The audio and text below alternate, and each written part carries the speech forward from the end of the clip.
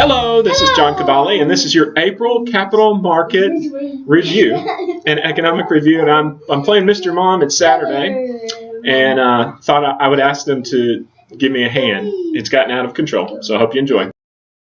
Okay, and here is the blog post. I wrote about this earlier on in the month, and I wanted to go back over because it's just important, and I'm running into this already in the year, and that's the power of attorney. This is the power of attorney, and it comes in two forms. There's a financial power of attorney and a healthcare power of attorney. Usually, as I mentioned here, these documents are very simple, but they're very powerful. They give someone the ability to act like you regarding to the financial power of attorney to make financial decisions. So be careful because it is a powerful document. And regarding the healthcare power of attorney, very similar.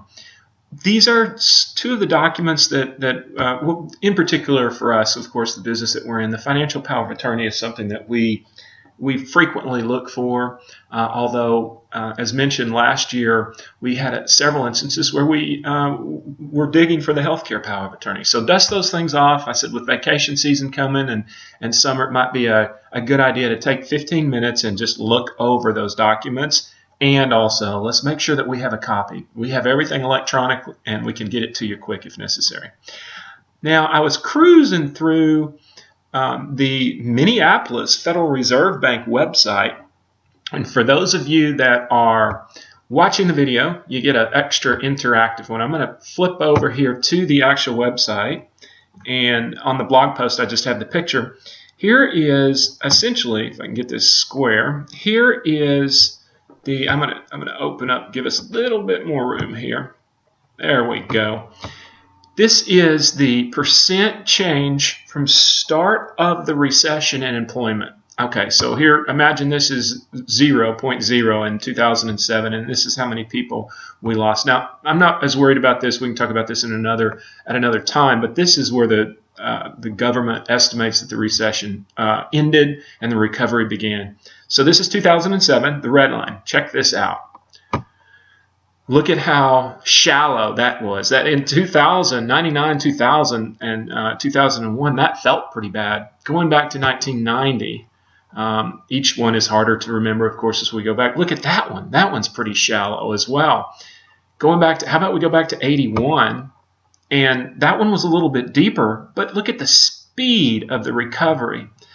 What caught my eye is just how deep this was. I mean, we were losing people losing jobs at the depth of this recession, just hand over fist, and it's taken a very, very, very long time for us to come back up this scale. I mean, these are the months that we're in.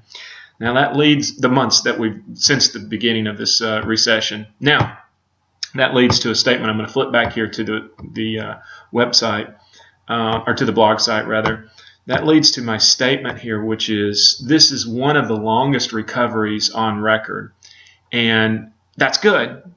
It's in part it is because this was so deep. I mean, here I'm back to just the picture. Look at this is so darn deep, but the other thing is that we're not going to change the business cycles. Business cycles come. We will have another slowdown, recession, whatever you want to call it.